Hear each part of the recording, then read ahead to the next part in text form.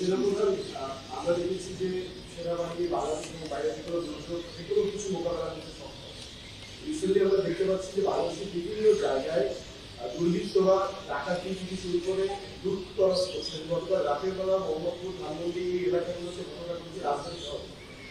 এই বিষয়ে আসলে সেনাবাহিনী কি পদক্ষেপ নিচ্ছে এবং সাধারণ মানুষ কিন্তু উদ্বেগ উৎপাদনের মধ্যে রয়েছে? হ্যাঁ, প্রথম কথা হচ্ছে যে দায়িত্ব নিয়েছিলাম অবশ্যই, এবং আমি রাজনৈতিক নেতৃবৃন্দর কাছ থেকে কথাও আমি ওনাদের কাছ থেকে ওনাদেরকে আমি বলেছিলাম যে আপনারা আমাদের সাহায্য করেন। এই মুহূর্তে এই ট্রানজিশনটা হবে, এ ধরনের সমস্যার সৃষ্টি হতে পারে। ওনারাও আমাকে বলেছিলেন যে ওনাদের যতদূর সম্ভব সাহায্য করবেন। তারপরও কিছু কিছু ঘটনা ঘটেছে।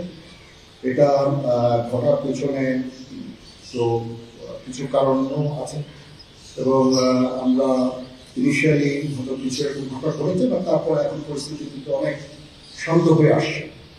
আমরা আমাদের যত স্ট্রেংথ আছে, পুলিশ কিন্তু নন এক্সিস্টিং, পুলিশ কোনো ডিউটিতে নাই। পুলিশের একটা বড় ফোর্স, এটার যে ভয়েড যেটা সৃষ্টি হয়েছে, এই ভয়েডটা সেনাবাহিনীর স্ট্রেংথ দিয়ে এটা পুরো করা সম্ভব না।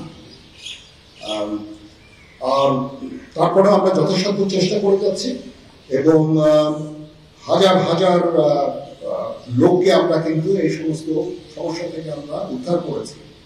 বহু পুলিশ, আমার জানা মতে বহু পুলিশ, অনেক থানা, তারপরে সরকারি কর্মকর্তা কর্মচারীদের রেস্কিউ করা, এই সমস্ত কাজগুলো আমরা করেছি। আমরা যত ইম্পর্টেন্ট জায়গা যেমন বিমানবন্দর, ডিপ্লোম্যাটিক এরিয়া, সেক্রেটারিয়েট, জাজেসদের অ্যাকোমোডেশন, তারপরে সেক্রেটারিদের অ্যাকোমোডেশন, এই সমস্ত গুরুত্বপূর্ণ জায়গাগুলি আমরা প্রোটেক্ট করছি, এবং বিভিন্ন জায়গায় পেট্রোলিং করা হচ্ছে। তারপরেও একটা ইনিশিয়ালি দু একদিন এটা হয়েছে, সেজন্য আমি অত্যন্ত দুঃখিত এবং বিব্রত।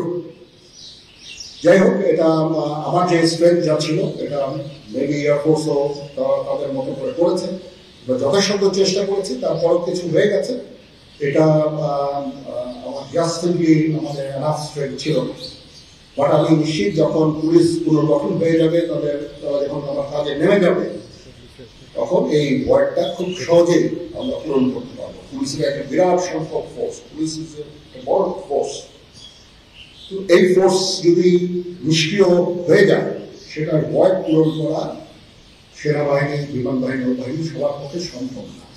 আমরা এটার জন্য ডিজাইন করব। যাই হোক, আমি নিশ্চিত যে খুব শীঘ্রই তারা পুনর্গঠিত হবে, এবং এই সমস্ত ভ্যান্ডালিজম এগুলোকে প্রতিহত করতে সমর্থ হবে। বাট আমি এটুকু আপনাদের বলছি যে যারা এই সমস্ত কাজে জড়িয়েছে, তাদেরকে আমরা আইনের আওতায় সর্বোচ্চ চেষ্টা আমরা করব।